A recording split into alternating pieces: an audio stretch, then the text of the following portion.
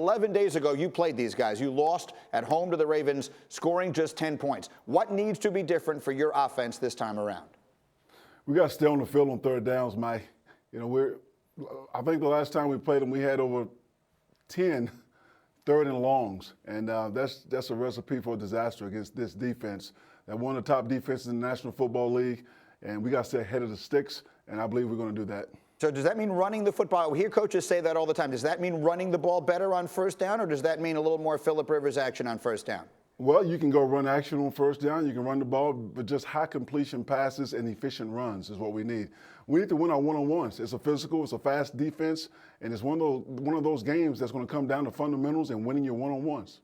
On the other side, as you go up against Lamar Jackson and the Ravens, they're running an offense that we would describe at minimum as being unconventional, but now you've seen it so recently. How different is it preparing to face Lamar Jackson and that offense versus basically any other week? Well, it's difficult to prepare for something like this because you don't see it every week, but we saw it 2 weeks ago. So practice this week should be much smoother, a lot better. And like I said, our guys have seen it. We're getting more reps at it right now. It's at this time of year, Mike, there's no excuses. It doesn't matter what offense you put out there on the field. Air raid, unconventional, wishbone. We got to play our best football right now. Let's talk for a moment about your quarterback, Phillip Rivers, who sometimes tends, I think, to get overlooked amongst his contemporaries because he hasn't won a Super Bowl. You see him every single day, of course. What is it like to coach Phillip Rivers? I've said it 1,000 times. He's like a coach on the field. He is very prepared. I've never been around an NFL football player that's more prepared than Phillip Rivers.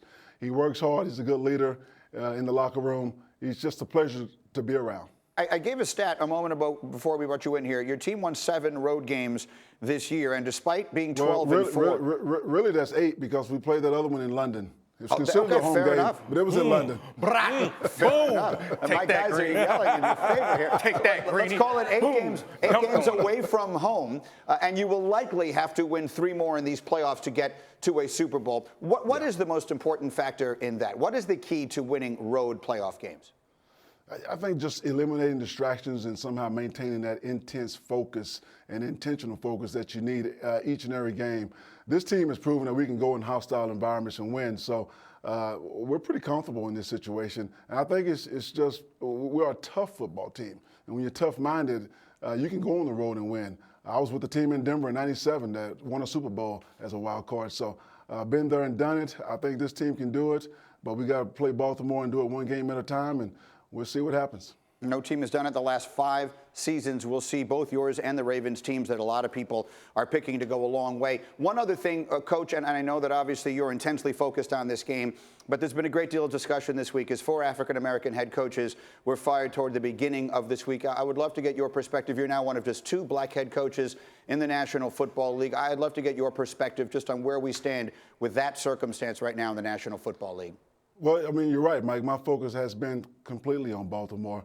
At some point, I'm going to have a chance to reach out to some of those guys who were friends, even some of the white coaches that were fired I'm very good friends with.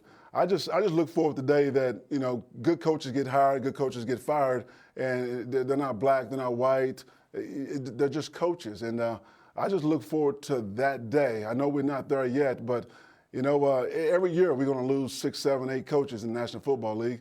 This year, 4 of them just happen to be African Americans.